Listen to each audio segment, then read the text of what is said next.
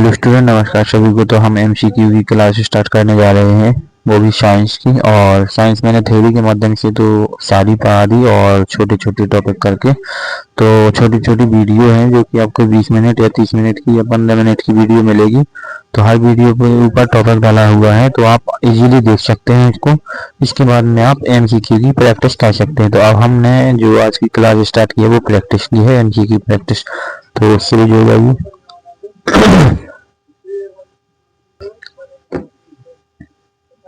चलिए, तो हम बिल्कुल मतलब वेट ना करते हुए क्लास स्टार्ट करते हैं, क्योंकि वेट करने से तो टाइम वेस्ट हो जाता है। चलिए, सबसे पहला क्वेश्चन स्क्रीन पर आपको विजिबल हो रहा होगा। मानव में निषेचन कहाँ होता है? ठीक है, मानव में निषेचन कहाँ होता है? तो जल्दी से बताइए इसका आंसर। तो वो होता है फैलोपियन ट्यूब में। कहाँ होता है? फैलोपियन ट्यूब में। ठीक है, कहाँ होता है वो? फैलोपियन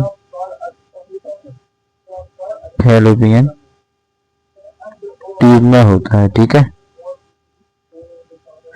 तो एक मिनट। Right answer C. चलिए, अगला क्वेश्चन क्या है? देखो, यहाँ पर मैंने डिटेल्स भी दिया हुआ है कि निषेचन स्पर्म और ओवम का मिलन है। निषेचन क्या होता है? स्पर्म और ओवम। स्पर्म क्या होते हैं? शुक्राणु होते हैं। ठीक है, ये क्या होते हैं? शुक्राणु होते हैं। और ओवम क्या होता है? बीजांड होता है। ठीक है, ओवम क्या होता है? ये बीजांड होता है। ये किससे मिलते हैं? ये महिला से मिलते हैं, ये महिला से मिलते हैं। महिला के अंदर पहले से बने होते हैं, और ये मेल के होते हैं। ठीक है, ये फीमेल के होते हैं और ये मेल के होते हैं। तो हमेशा याद रखना कि निषेचन स्पर्म और ओवम के मिलने से होता है। निषेचन हमेशा स्पर्म और ओवम के मिलने से होता है। ओके, चलिए। शुक्राणु का निर्माण कहाँ होता है? शुक्राणु यानी कि स्पर्म। जिसको हिंदी में समझ नहीं आता वो इंग्लिश में समझ सकता है। स्पर्म यानी कि शुक्राणु, इसका फॉर्मेशन कहाँ पर होता है? क्या होता है? फॉर्मेशन। तो इसका जो फॉर्मेशन है वो कहाँ पर होता है? बताइए जल्दी। देखो, शुक्राणु का जो निर्माण होता है, इन्होंने क्या बताया है कि शुक्राणु का निर्माण एपिडिडर्मिस में बताया। इन लोगों ने कहाँ बताया? देखना, वृषण में बताया होगा शायद। अरे यार, तो जो शुक्राणु का निर्माण होता है वो इन्होंने कहाँ पर बताया? वृषण में। ठीक है, बेसिकली मैं आपको बता दूं कि जो स्पर्मेटोगोनिया होती है, स्पर्मेटोगोनिया, ठीक है, यानी कि शुक्र जनन नलिका क्या होती है? जो शुक्र जनन नलिका होती है उसके अंदर इसका फॉर्मेशन होता है। किसका? शुक्राणु का। ठीक है, और इसकी वृद्धि होती है एपिडिडर्मिस में। इसकी वृद्धि यहाँ पर होती है, यहाँ पर। ठीक है, तो इसका राइट आंसर है बी। यहाँ पर वृद्धि होती है, यहाँ पर निर्माण होता है। ठीक है, टेस्टिस में इसका निर्माण होता है। चलिए, यहाँ पर दिया हुआ है कि जो टेस्टिस है शुक्राणु स्पर्म का निर्माण करता है। ओके, थोड़ा वीडियो डिटेल भी है तो इसको भी देखते चलिए। ज़्यादा डिटेल नहीं है, बट आप इजीली देख सकते हैं। मैं सरल और सुगम तरीके से साइंस कराता हूँ। महिलाओं में अंडाणु बनाने वाला अंग क्या है? महिलाओं में अंडाणु बनता है वो कहाँ बनता है? तो गर्भाशय में बनता है, या अंडाशय में बनता है, या योनि में बनता है, फिलोपेंटिक बनता है? जल्दी बताइए फटाफट। देखिए, महिलाओं के अंडाणु को मैंने बताया था, इसको कहते हैं ओवम। क्या कहते हैं इसको? ओवम, यानी कि बीजांड। मेरा पेन ठीक से नहीं चल रहा है, इसको हम बीजांड कहते हैं। ओके, और जो बीजांड कहाँ पर बनता है? तो अंडाशय। अंडाशय देखा, मैं एक बात बता देता हूँ। देखो, ये है फैलोपियन ट्यूब। ठीक है जी, जिसको एक बार मैं फिर से मिटा देता हूँ।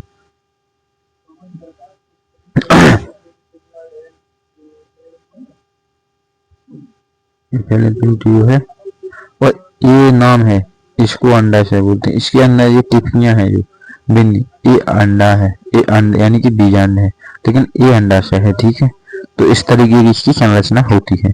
इस पर मैं ठीक से नहीं बना पाया, बट जब मैं बड़े बोर्ड पर आऊंगा तो इस पर ठीक से बनाकर बताऊंगा। ओके, अभी अपने काम चला लीजिए।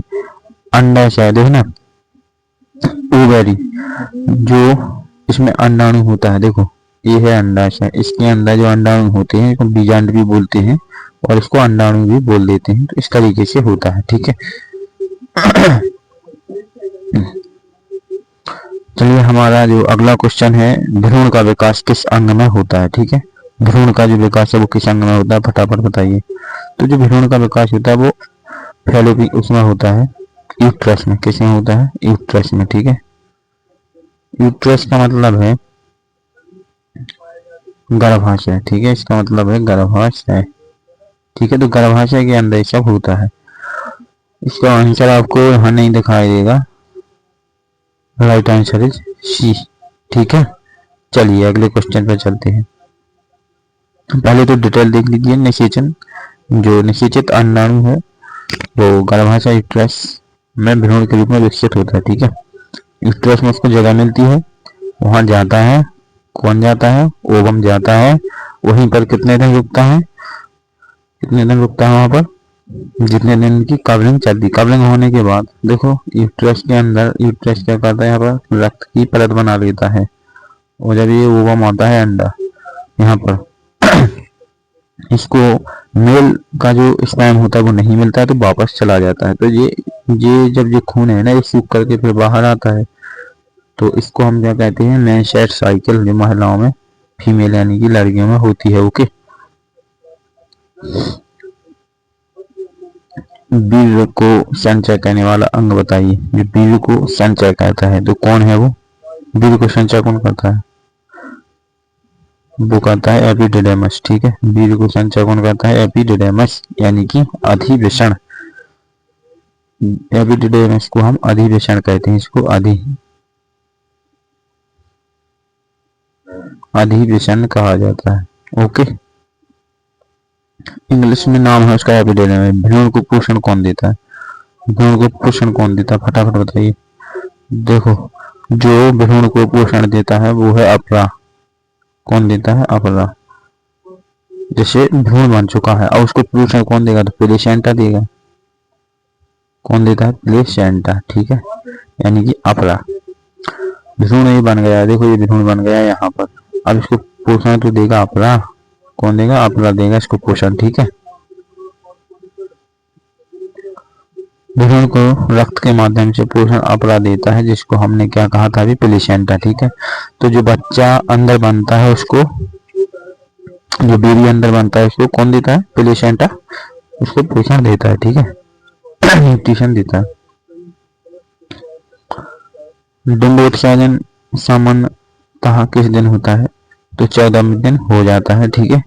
डिंबोत्सर्जन 14वें दिन हो जाता है, तब जाकर के भ्रूण में पहुंचता है। देखो सामान्यतः मासिक धर्म चक्र में डिंबोत्सर्जन 14वें दिन होता है, ठीक है।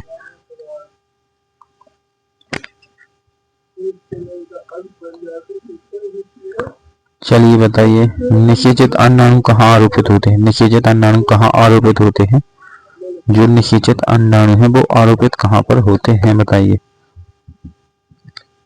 अंडाशय, देखो जो निषेचित अंडाणु होते हैं वो आरोपित कहाँ पर होते हैं, तो आप लोग अच्छे से जानते हैं,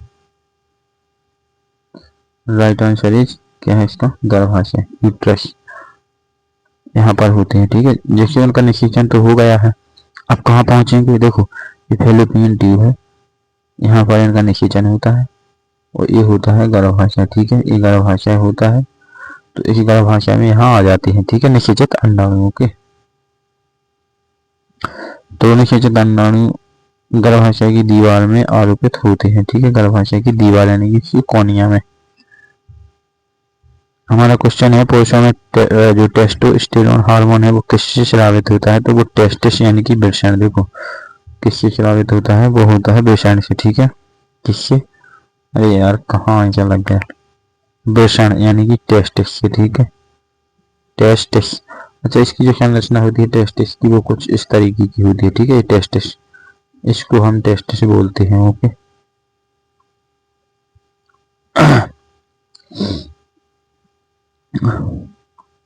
अच्छा अब इसी टेस्टिस से क्या होता है, जो टेस्टिस है ना, टेस्टिस, इससे कौन सा हार्मोन निकलता है, इससे कौन सा हार्मोन निकलता है, टेस्टोस्टेरोन, ठीक है, टेस्टोस्टेरोन, ठीक है, उसका नाम देते हैं, देखो टेस्ट, अरे यार एक मिनट छोड़ो, कल बताएंगे।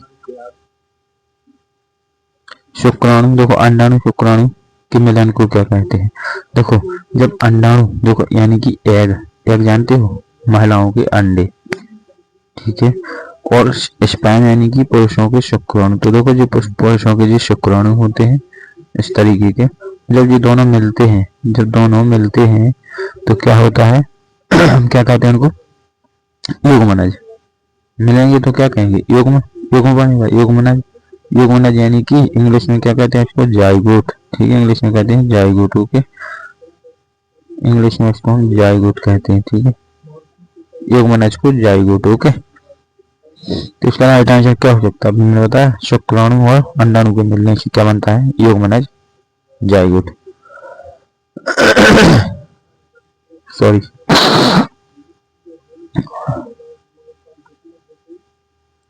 महिला जनन तंत्र की बाहरी भाग को क्या कहते हैं, देखो उसको हम बलवा कहते हैं, क्या कहते हैं बाहरी भाग को,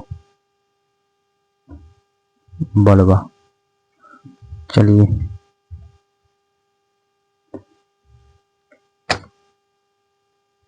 उसको हम बलवा कहते हैं, क्या कहते हैं, बलवा कहते हैं, और महिला जनन तंत्र की बाहरी हिस्सा है, तो बताएंगे कहाँ पर बाहरी हिस्सा है, ठीक है। तो भ्रूण के लिंग निर्धारण के लिए कौन सा क्रोमोसोम उत्तरदायी होता है, तो भ्रूण के लिंग निर्धारण ओआई, ठीक है, कौन सा ओआई, तो जो भ्रूण का जो लिंग निर्धारण होता है उसके लिए ओआई क्रोमोसोम हमको चाहिए होता है। देख लीजिए लाइन, जिससे लड़का होता है ओआई के, एक्स से फीमेल होती है, वाई से मेल होता है, ठीक है। स्तनधारी जीवों में दूध उत्पन्न करने वाली ग्रंथियां कौन सी हैं, तो जो स्तनधारी जीव होते हैं उनमें दो ग्रंथियां होती हैं, मेमरी ग्लैंड्स, कौन होती हैं, मेमरी ग्लैंड्स, मेमरी ग्लैंड्स, ठीक है। तो इसका राइट आंसर है सी, ठीक है, स्तनधारी जीवों में दुग्ध उत्पादन करने वाली ग्रंथियां।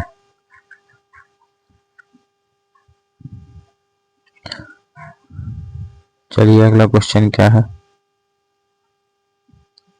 पुरुषों में वीर्य को गाढ़ा करने वाला, जो पुरुषों में जो वीर्य होता है, स्पर्म होता है, स्पर्म, इसको गाढ़ा गाढ़ा करने में मदद कौन करता है, तो वो करता है प्रोस्टेट ग्लैंड, क्यों करता है, क्योंकि इसके अंदर क्या क्या होता है, सीमन होता है और पोषण होता है, इसके अंदर पोषण होता है और एंजाइम होते हैं, ठीक है, इसी वजह से वो गाढ़ा कर देता है,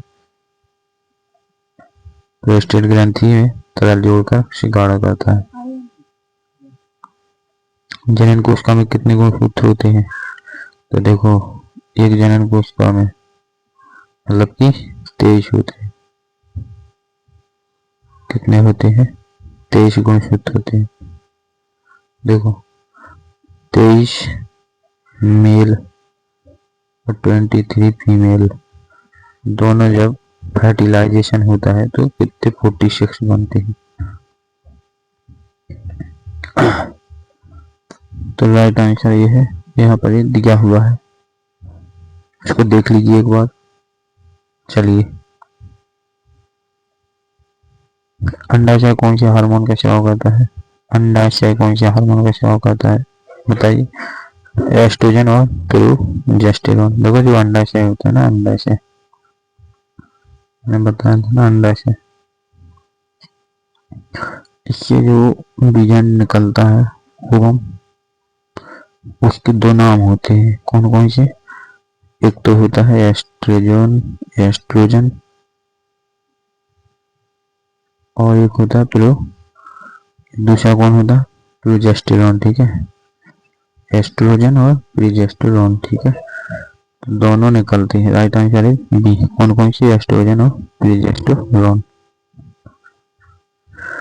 तो इतना याद रखना कि ये दो हार्मोन निकलते हैं, मैंने बताया था, ये ओवम है, ये क्या है, ओवम है, और ये ओवेरी है, इससे दो हार्मोन निकलते हैं, एस्टेरोन और प्रोजेस्टेरोन, ठीक है, एस्ट्रोजन, एस्ट्रोजन और प्रोजेस्टेरोन, ठीक है। चलिए यहाँ पर देख लीजिए। चलिए, मानव में निषेचन किस प्रकार का होता है? तो आंतरिक निषेचन होता है, ठीक है। कैसा होता है? इंटरनल, ठीक है, इंटरनल फर्टिलाइजेशन, ठीक है।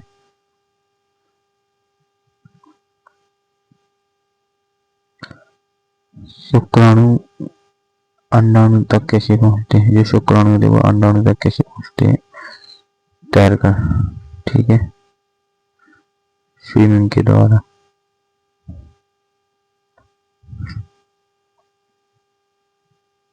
देख लीजिए एक बार इसको। सामान्य मासिक धर्म चक्र कितने दिन तक चलता है? सामान्य 28 दिन तक चलता है, ठीक है, ओके। सामान्य मासिक धर्म चक्र कितने दिन तक चलता है? तो वो 28 दिन तक चलता है। Menstrual cycle.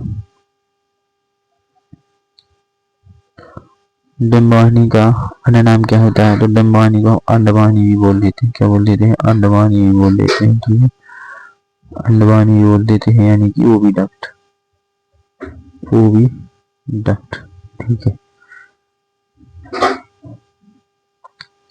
अंडवाहिनी ओविडक्ट डिंबवाहिनी को बोल देते हैं, ठीक है।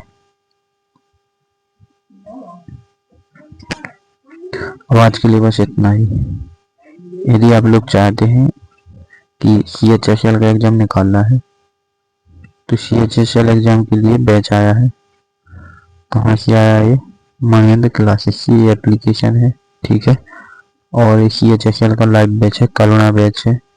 इसमें आपको स्टार्ट होने वाला है 1 मई से 11 से 12 PM पर लाइव क्लासेस। यहाँ पर देख लीजिए, recording classes, class test series, PDF, एक बैच की वैधता। और इसमें हिस्ट्री का बैच है। किसका बैच है? हिस्ट्री का बैच है। तो देखो क्या क्या मिलने वाला, प्राचीन भारत, मध्यकालीन भारत, आधुनिक भारत, और तीनों विषय जानिए, ठीक है। और एक बैच की इसकी वैधता है, मैंने बताया ना 1 साल की वैधता है इसकी, ठीक है, 1 साल की वैधता है। और मानवेंद्र क्लासेस और मेरे ही द्वारा इसको स्टार्ट होना, ठीक है। मैं GS पढ़ाता हूँ, GS पढ़ाता हूँ, मेरा नाम मानवेंद्र सर है, मैं GS पढ़ाता हूँ। थैंक यू दोस्तों। अब इसको लेंगे कैसे आप? तो आपको इस एप्लीकेशन पर जाना है, डिस्क्रिप्शन में लिंक लगी है हर एक वीडियो के नीचे, तो इसको डाउनलोड कर लो, इसको इजीली परचेस कर लो। 1 मई से स्टार्ट होने वाला है, CHSL के फॉर्म भरने वाले हैं, ठीक है, मई से। एक कॉन्टैक्ट है, एक कॉन्टैक्ट दिया हुआ है, इस पर आप संपर्क कर सकते हैं, ठीक है, व्हाट्सएप नंबर पर। तो आज के लिए बस। अच्छा 1 मिनट, कूपन कोड कौन सा लगाना है? तो कूपन कोड जिससे आपको 80% डिस्काउंट मिलेगा। कितना डिस्काउंट मिलेगा? 80% डिस्काउंट। कूपन कोड लगाना है आपको MC098। इस पर आपको 80% डिस्काउंट मिलेगा, ठीक है। इतना डिस्काउंट अभी इंडिया में नहीं चल रहा है कहीं पर, जितना मानवेंद्र क्लासेस एप्लीकेशन पर चल रहा है, ठीक है। तो जल्दी से जुड़ जाइए, 1 मई से स्टार्ट होने वाला है। जय हिंद दोस्तों, वीडियो को शेयर जरूर कर देना।